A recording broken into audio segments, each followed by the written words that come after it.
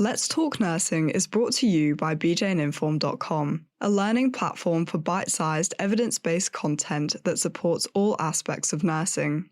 I'm Samina Hashimi, editor of BJN Inform, and in each episode I chat with experts about topics across person-centered care, nurse well-being, and career development. Together, we'll explore their experiences and discuss practical tips and insights that you can apply to your nursing practice.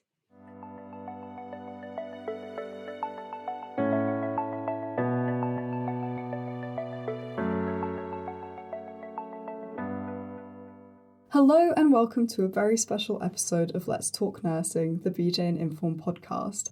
I'm joined today by Sophie Gardner, editor of the British Journal of Nursing. Sophie, thanks so much for joining me.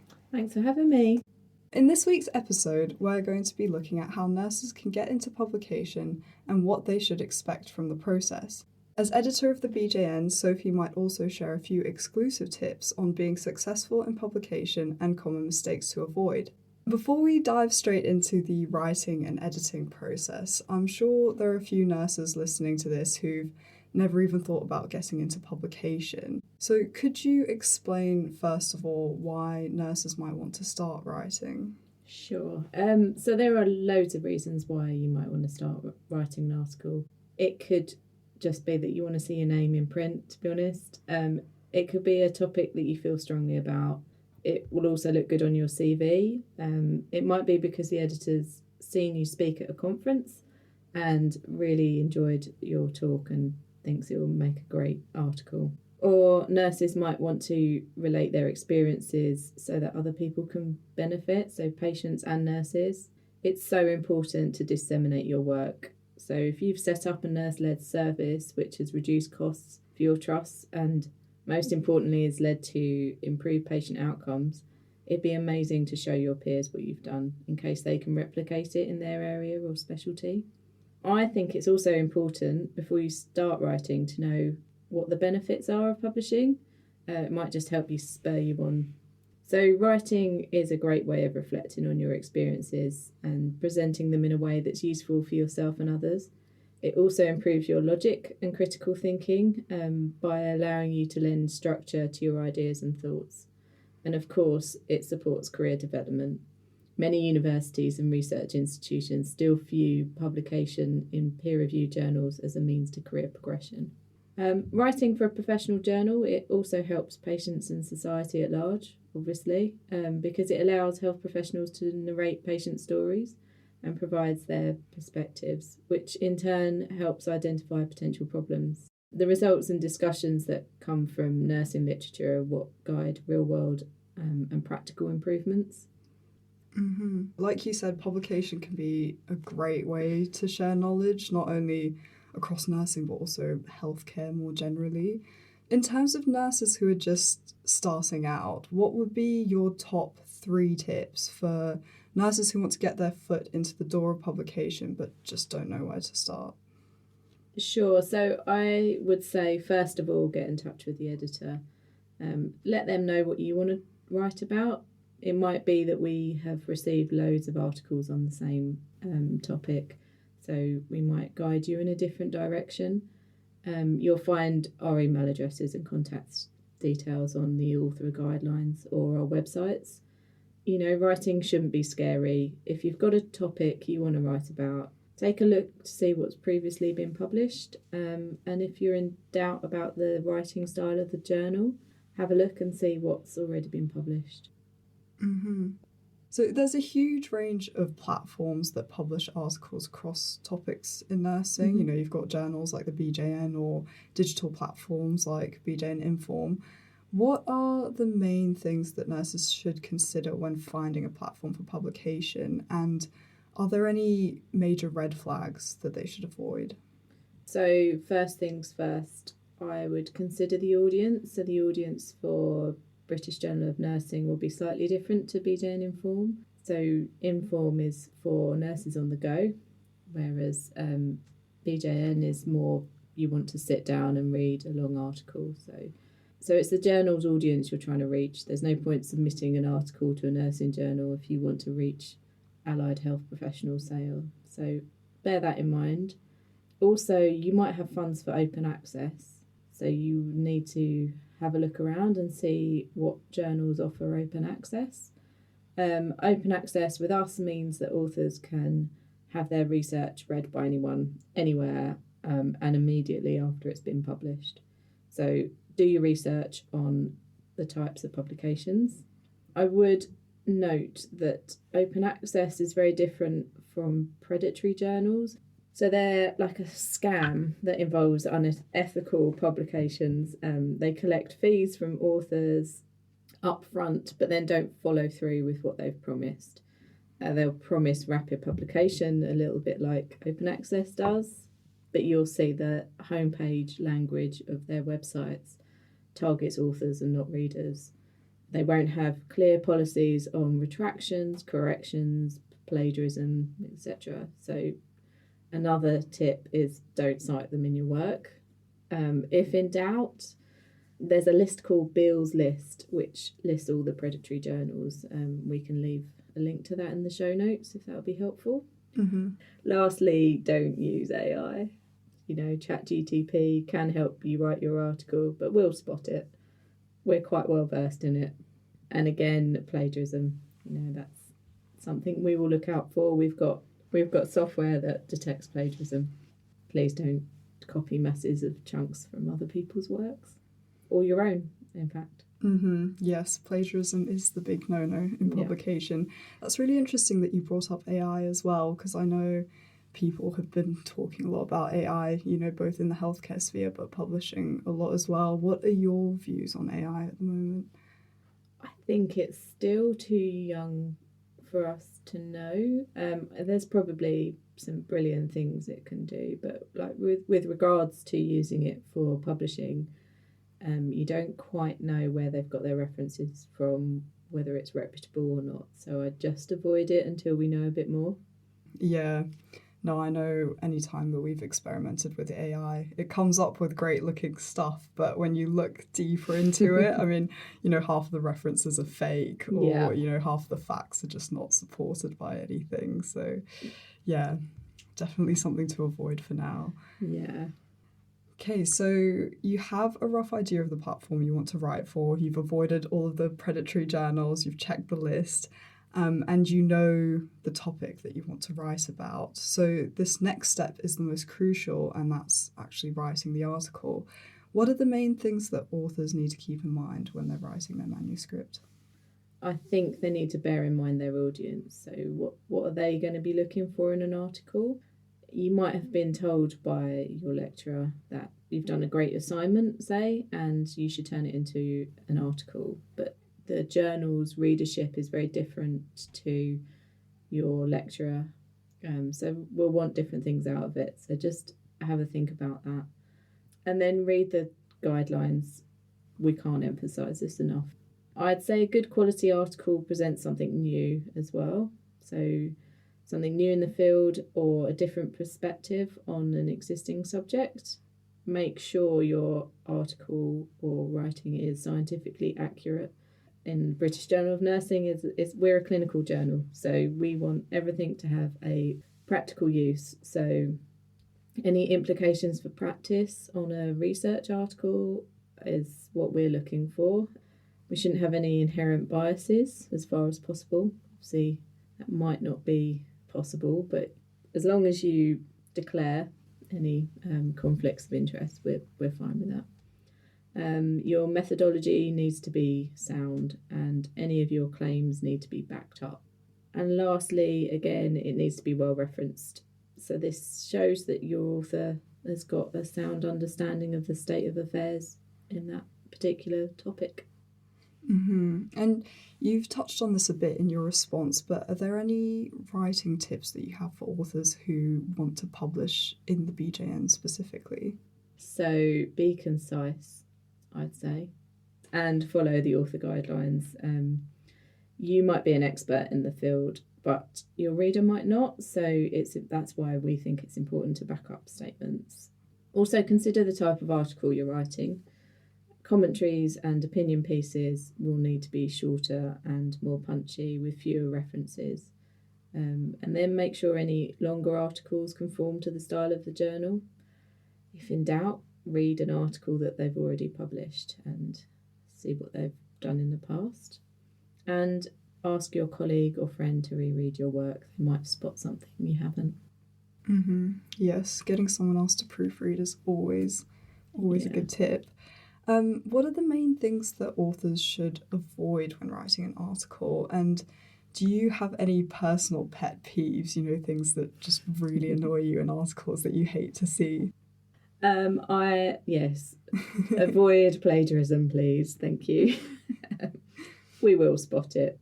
We've got software to check it, and some things are glaringly obvious. Quite often you can see it in the writing style, so all of a sudden it will just change and we'll know that something's not quite right, and we'll point it out. Pet peeves.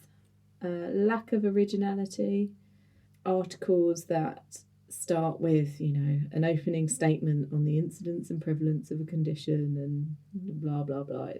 We want something a little bit more exciting, I think.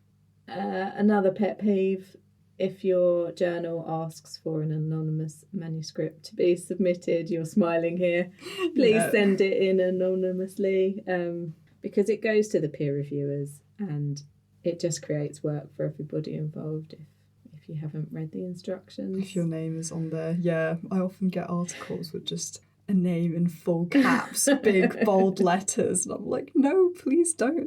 That's the whole point of double-blind peer review. But we will get on to peer review in a little bit. But before we talk about that, are there any reasons or sort of any overarching reasons that you reject articles submitted to the BJN? Yeah, you'd be surprised about the amount of articles we get that don't mention the word nurse in them. Which you'd think is kind of crucial. You would, wouldn't you? If you're submitting to the British Journal of Nursing. Sometimes we reject articles if the English is too tricky to untangle as well, or if we've published a lot in that particular area. We're looking for new, innovative and interesting articles that will have a positive effect on patients and our readers. So don't just publish what you've read before. So originality is key. And we talked a bit about peer review already, but could you just give me a brief overview of the peer review process? Who are peer reviewers? What do they look for when they're reviewing a manuscript? Just everything to do with peer review. Sure. So first of all, peer reviewers are like a third-party perspective on your work. Our peer reviewers are experts in their field, including our very esteemed editorial boards. This is because the journal editor is rarely an expert in the field or even from the same profession. You and I are not nurses. So the feedback we get from our reviewers is essential, helps us decide on the suitability, but it doesn't mean that the reviewer has the final say on an article. That decision is always with the editor. So we use double-blind peer review, so that means that the author doesn't know who's reviewing it and the reviewers don't know who's written it. Again, the anonymous manuscript being important there. Exactly, that's where it comes in. So that's basically to eliminate any bias. We will also look for reviewers who aren't anything to do with the article as well, so nobody from the same institution if possible. So what are they looking for when they're reviewing? Well, it's got to be interesting for them, obviously. They will have some reviewer guidelines, which are pretty similar to the author guidelines. So the probing questions asked by reviewers might lead the author to realise they've missed something as well. Or they'll find a source that the author has missed. So they might say, oh, have you looked at this reference? So they're looking to see whether the article adds something new to the body of knowledge, whether it's relevant. They're looking to see if it's well organised and logically developed. And importantly, in research articles, are the interpretations and conclusions justified from the data? And do they include further recommendations for practice? This isn't on the reviewers, but they might spot plagiarism too. So they will also make suggestions for revisions. So we have 4 recommendations. So accept, which is very rare on first submission. So I don't know about you, but we don't often. I don't expect that to be the outcome. No. And then we have accept subject to minor revisions. So it might just be a few referencing things, nothing major, no big rewrite. Revise and resubmit. This is where they think that the article's got like a sound basis, but there's probably some restructuring to be done. Or reject. Obviously no one likes criticism, but reviewers usually have good reasons for suggesting changes, so do consider them carefully. But that's not to say if there was a good reason why something shouldn't be changed, talk to the editor, make a note of it in your response to reviewers. Also remember you've got a right to withdraw your article and submit it elsewhere if you're really unhappy. And then obviously good practice I'd say is to outline the changes made in a cover letter, and then highlight any changes. Just makes the review process go a bit quicker instead of them having to trawl through and compare. And then once it's been accepted, it's time for it to be edited. Yes, and like you said, highlighting the changes that you've made is really helpful for both the reviewers and the editor as well, so it's just really obvious that you've actually implemented the suggested comments. So now we're reaching the finish line. We've only got the editing stage left, and as editor of the BJN, this must be your time to shine. Can you tell us a bit about the editing process? What does this involve? Sure. I'm not going to take credit for this. I have a wonderful team of sub-editors who polish these articles. So they will take the article in its current form, so as a Word document, and they will put it into our templates. In the style of the journal. They will then go through and amend any grammar, spelling, make sure the text conforms to our house style. They'll also check the references, check that all the references are in the text and in the reference list. They will check figures as well during the editing stage. So they will check that all the numbers in the tables add up and it generally makes sense. So it's likely when you get proofs, they'll have a few questions regarding phrasing or, again, like figures that don't add up. These are often minor issues that are missed by reviewers.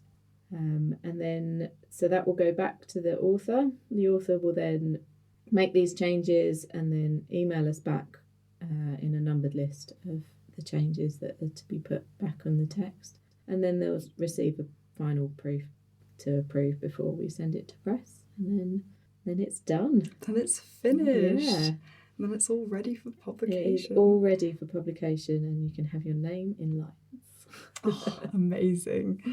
Yeah, and I guess that depends as well a bit on the article type, doesn't it? I know when I get research articles, the queries can be a lot more thorough, almost more like a peer review level of scrutiny in a sense, because you're checking whether the findings and the methods and everything add up. Are there any tips that you have for authors when it comes to responding to editor queries? We would prefer them generally as a list. So they'll come in the text as AQ1, so you'll get a PDF usually. And this is my pet peeve, it might not be yours, but I can't stand sticky notes or comments on a PDF. It's much easier for us to see any changes that need to be made if you just answer the question in a list. Because I think sticky notes, you can, sometimes they move, don't they? And you can't quite see what they're referring to. And if somebody wants changes in text, it's a lot easier to do. Yeah, that's why I use Word docs usually, because I'm like, you can just write it directly in the text and it's a lot clearer for me. But yeah, often when I send proofs, I'll give authors the option to either sticky note it in the PDF or just write it all out in an email, which is often simpler to do because I can just apply those changes as well. But... Yeah. And although obviously BJN's published every 2 weeks, and although you may have had a lengthy process in getting it reviewed and up to acceptance, we tend to turn it around really quickly. So you might be asked to send your author queries back within a couple of days. It depends, that length will depend on the publication, but yeah, we ask that people turn it around, and usually authors are brilliant at doing that. Yeah. No, I've just done that to a couple of my authors. Said, going to press in a few days, can you get this to me really quickly? But no, most of them are really great and get it done. Yeah. And then, it's guaranteed to go in the next issue, which is great for the author as well, because then they can see their name in print a lot faster. Yeah. So your article has been published on the BJN or, BJN Inform, whatever platform you've chosen. And all that's left really is to share this with your colleagues, family and friends. Or if you're particularly eager, this is time for you to get started on your next piece. Before we go, do you have any final pieces of wisdom that you'd like to share with our listeners? Sure. So I was just saying earlier, I read something that stuck with me. So don't write and edit your work at the same time. Get it all down on paper first, then go back, read it, and then edit it, and also ask a colleague to read it too. It's worth pointing out that you really shouldn't judge yourself by other published articles. Even the most prolific authors have been through this process. They've had to answer author queries, they've had to send revisions in, so we've all been there. And then this is pivotal, please check the submission guidelines and ensure you haven't missed anything, because that will just delay the process. And then finally, just open your laptop and go for it. Get those words down on paper, or word vomit, as you said earlier. Yeah, when we were discussing how to write earlier, Sophie really liked my use of the word vomit. It's the only way I find I can write, though. You just give yourself loads of freedom to just write whatever you need to write, and then worry about the editing stage later. Absolutely. You can always polish something after it's done. Yeah. It's better also to write too much than too little, so just get as much out. Get it done. And then cut it. Exactly. And then you've got a whole host of peer reviewers and sub-editors and editors who will help you further polish the article before it's published. Yeah, we're all there. We all want these articles written, and we're there to help. So use us. Use us, exactly. Talk to us and use us. That's what we're here for. Sophie, thank you so much for joining me on Let's Talk Nursing. You've shared so many great points that I'm sure anyone who's looking to get into healthcare publishing will find immensely helpful. And it's just been such a pleasure talking to you. Thanks for having me. Thank you.